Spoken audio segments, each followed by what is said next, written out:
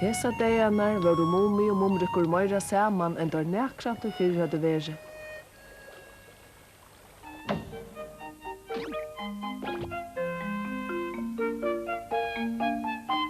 Nu kunde vetren komma kvarja løtu, og ta måtte der skiljast. Mumi skulle sova vetrarsvøvn sammen med familjene, og Mumrikur færa soretter som han var vänner av kvarjen året.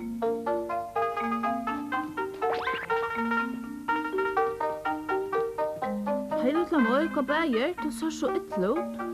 Vi for at bare snøjande. Nina fjarskuttene fjøtlene. Hvor rymmer ditt alltid sammen? Det gjør vi ikke. Men er det for tvatt du kommer by? Jo, det gjør dit, og nå det verre enn nægrantøyd til at unga du nægra sleppa vittikon. Mumrikur, vi dvelja så ringt?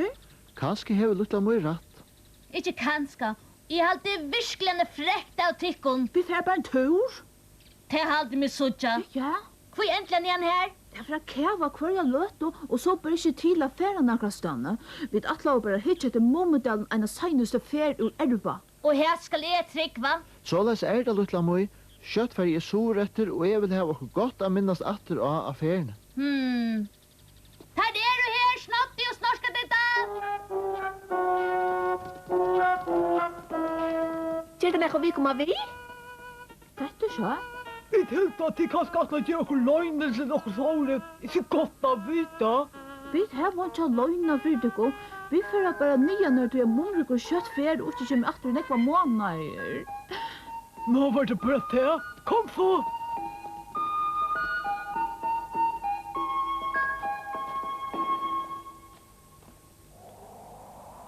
Det må stå til å si det her om vetren, da alt kvitt. Som de må være vekkust. Det vil jeg nok skje. Hokst ikke om hvordan kvitt og rødt alt må være. Om sommer hadde jeg her vekkust. Jeg halte jeg fer ned her enn for vetra hitja. Ja, men ta ligger du jo svever. Ja, hver veit. Kanskje fer jeg rønne være vetjen med vetor? Så Mumi gjør du fjøret til kvæt? Ja. Det er alltid så klarar. Mumi atla tudar være vetjen nu, ja? Jeg må vikenga at kulti og kæve musker ikke det beste jeg veit.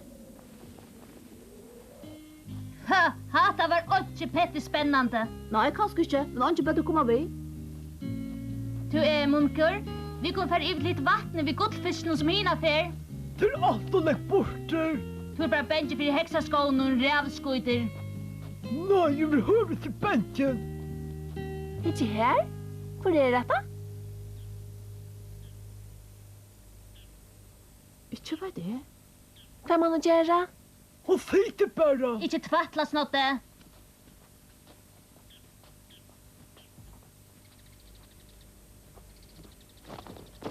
Hallo, Tid.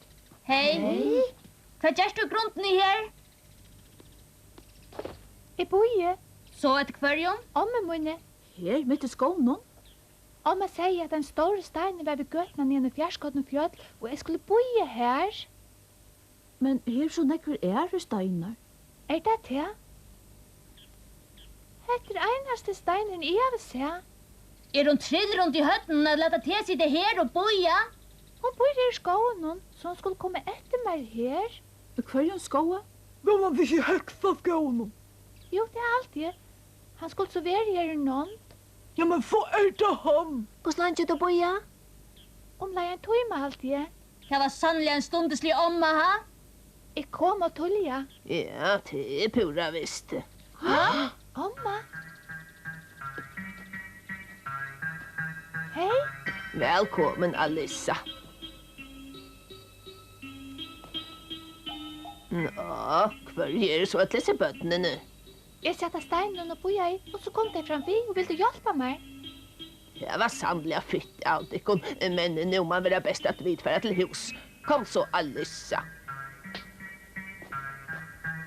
Ja.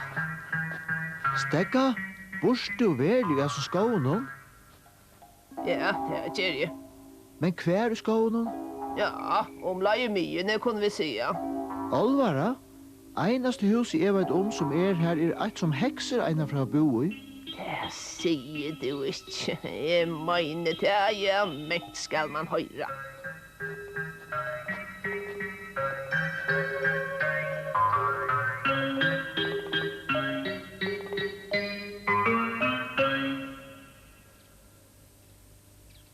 Det var våre som omma. Vår som heks. Men onka hekser er til, da. Nei, og heldur ikke drekar. Hon sa, hvordan ser ikke ut? Fore satt ikke! Men en så fitt jenta som hon kanskje var ønta om, og? Kanskje ikke. Hvor heldur du at hun er heks? Ja, hon bor i hekseskoven, hon. Det blir til at bygge her utan å være heks. Det kan vel være, men hun vær no løyen. Det er godt av å hoflå, men du måst ikke gjengå iltantja folk for lukt og avlukt. Nei. Ja, Hei, helt du jag komma ner och få dig en bita? ja, nu kom jeg.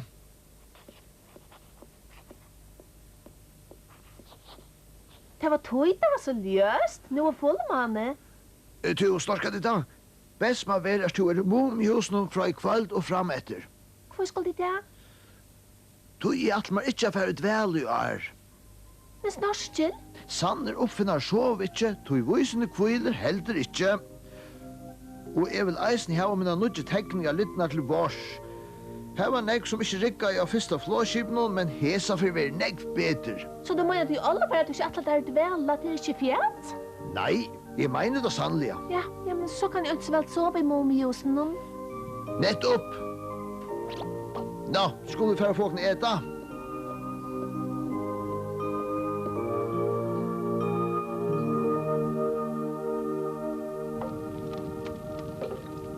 Ja, sjálvandi kan snorska ditt han være her vetur, det var ikke du.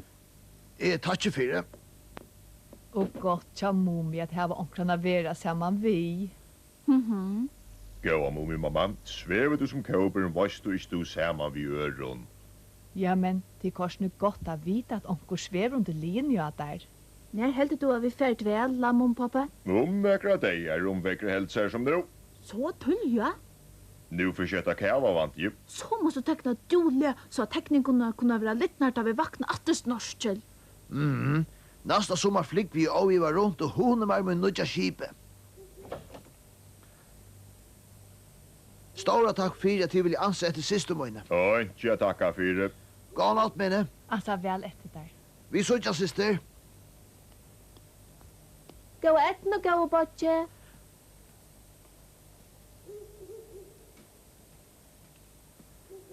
Nu kan jeg endelig sauna tankan 100% om flåskipet.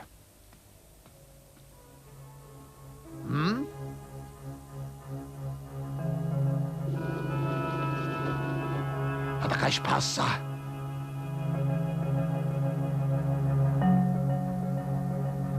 Nei, nu er vi ferdig så ikke i meg.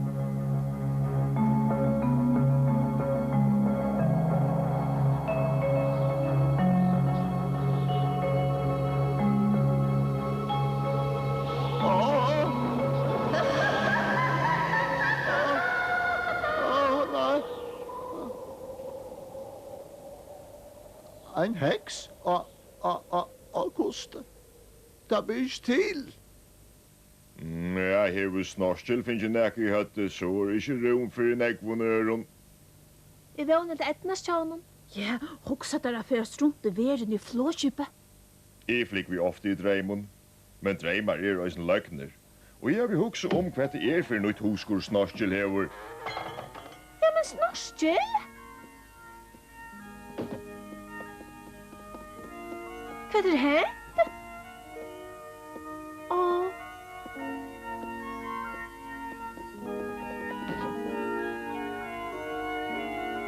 Åh, hatt var min kaka. Hever du seg spøkelses snorskel? Det kan nekk verre. Og hun flente av meg. Hva var hun? Hun flei av en koste ved onkomotor. Hef du sena heks snorskel? Hver nytter alt med arbeid, men det er bare så einfalt. Ja. Sissa det nu snorskel. Så skal han ha tydelig, ja? Ja, Men hver? her utanför.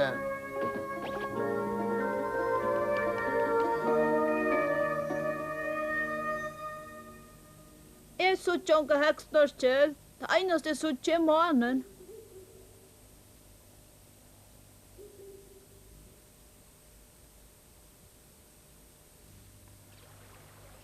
Sier snorskel verlig at hun flei rundt av en koste? Ja, og han vet jo alt om sår som flyger. Ja, men hatta vil sjálfur søtja og en etrykk du. Hugsa der om man er en heksmumrikur. Hvordan så vi henne jentene, du varst?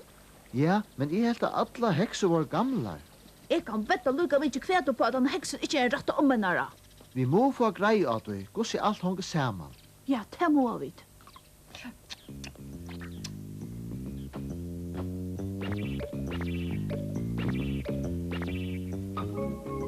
Fært har tid nu kvittan någon till Bayer. Hva färdigt? Og i det må være best at du ikke vi. Vet jag? Jo, tog i det skulle vi gjøre noe som ikke er helt bandallest utla moi. Så är det helt visst att det skal vi. Inte pett är spännande i hänt sen jag får upp i Flavia så borta dreka någon. Och nu känner det länge det blir kärlig vädren kött och jag vill vi, ja!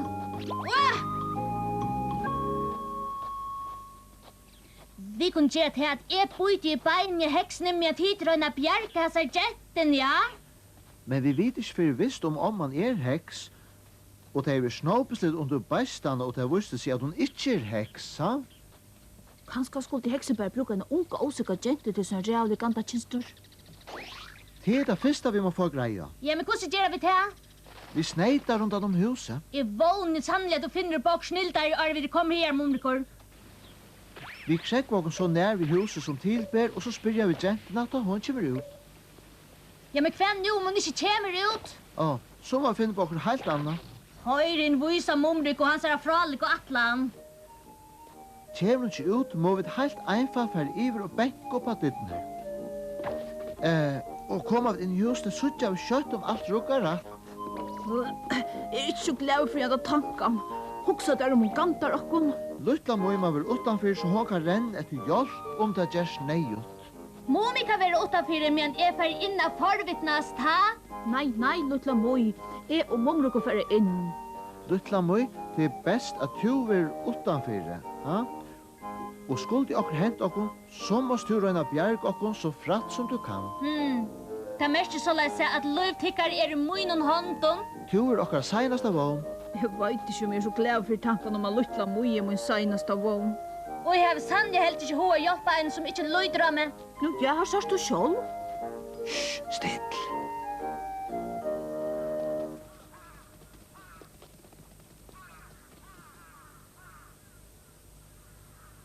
Her er det. Her er så kvist. Man verkar være inne. Jeg vet ikke. Vi får suttja. Skulle være still alla tøyna. Jeg er sjålvan det. Det er nok så fjakot om huset er tømt. Hver helst du mummi og mumrukur farnet nokka til da? Det blandar mig inte på i, men i halt jag luktar mig i färg vid dem. Til henne så lukta lopp og fåløye. Ja, men i halt nu korsna det var ju där färgen. Få? Men til jeg var fralukt. Skonta der simmar takk hver i fjæren. Det är sjån färgen till häxaskåen. Hæ? Är nästan vujs att han om man är en häx. Alvor, Kanske skulle du vid ösne färdig ett lakvett. Är nästan vujs att det finne. Au. Vad får det nu?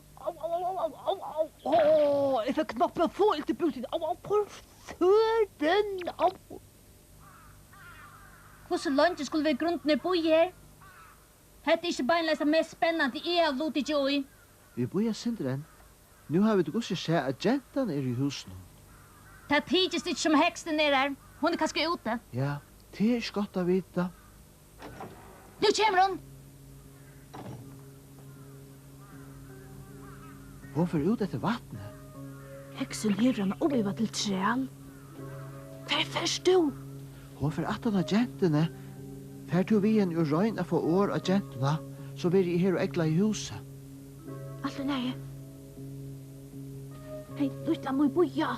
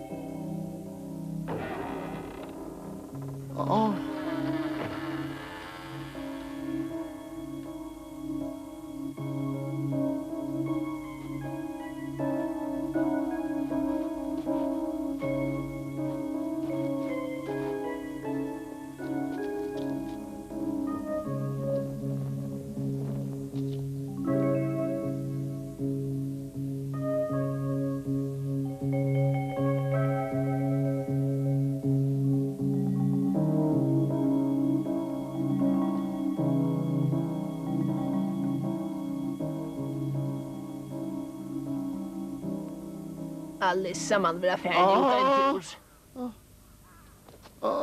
Och jag nu stadstigt till dronker. Jeg ville bare hitja meg om. Hvor rymde du så lite moin?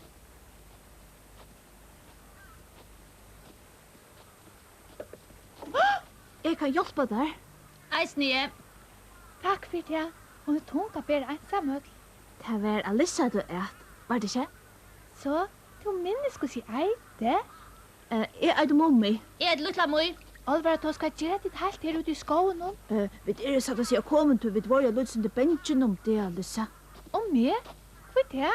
Er du helt vis i at hun som du bortkjører om at hun? Sjølvante? Fullvis? Ja, hun er mamma mine. Hvor? Jo, ta bare tog jo at... Han har til å spyrja til om at. Hva? Han vil vite om at du er en heks. Ja, det er hun. Og så gammel hun ble så klakkur. Legger du ikke at om at hun er en heks? Nei. Om vi blir heks alt her jeg minnes. Og det skal jeg eisne være en av det. Men det kanst du ikke. Du lyttes deg ikke en heks. Jeg er heller ikke heks enn. Men er du født i en heksefamilie, blir du eisne heks. Høyast det ikke alltid så la. Oi. Jeg har ikke gjort dette om du ikke rønte at røyma. Du lyste ikke en heks. Ja, og hvordan skal en heks så være? Satt å si, du første heksen i nærkant jeg hit? Det er heldig til lille moin. Han da fitta unga gentan verlig ommedøtte tøyn? Ja, det er hun, og hun er røsk. Jeg visste ikke at hun øyne forvirret av aller best og heksen. Hvordan kan en så fitt gentan nærkant være heks? Fitta jenter vil ha føynar hekser. Omma, når er du kommet hjem? Takk for det første etter vattnet. Hvor er dette? En kjærvor unger med, og jeg atlas her bjarga ter også. Men det så jeg eisen i gjør. Ja? Hvor kommer det ikke inn? Hvem er det her? Men du vil Momrik? Er han her? Så kom han ikke ensam, Adler. Momrikur, hva hever han gjort bitte? Hatta greie. Lät heldur med. Detta klarar du ikke. Så ikke det? En ormer. Kom her, Vittar. Jeg skal bruka det attor. Har man aldri vært biten før? Nå, jeg er her. Sier meg så hvor tid er du kommet her? Det er kommet helt ur Momidalen, og det var benchen om meg. Hva sier du? Det vil du bjerga meg, du det helt at du var ønt mot meg, du er heks. Ja, så leis er.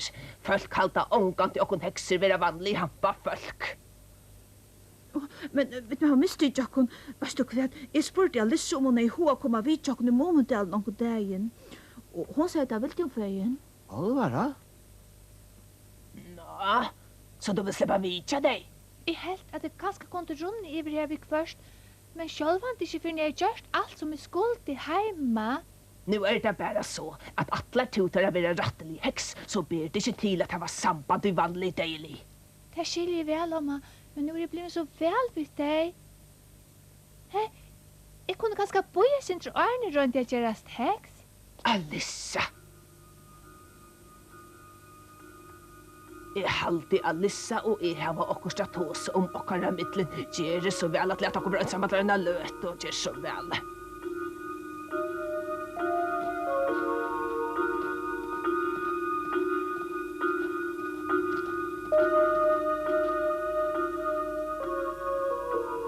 Nå kævar.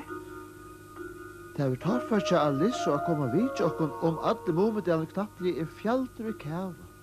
Ja. Du først korsen er sur etter kjøtt, ikke så? Og så var atter øyna for vetor i Momidalen.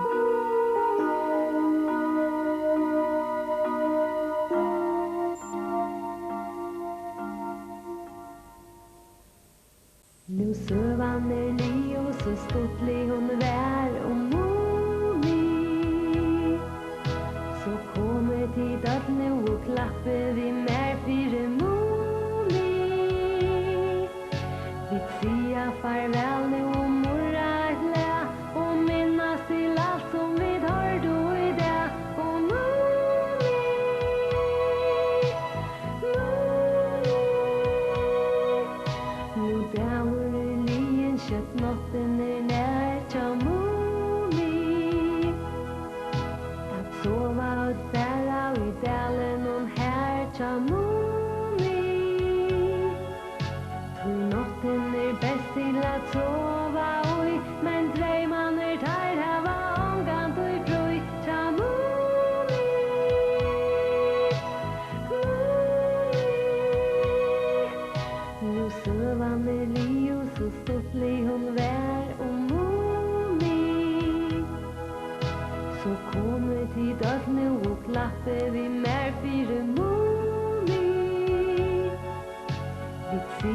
farväl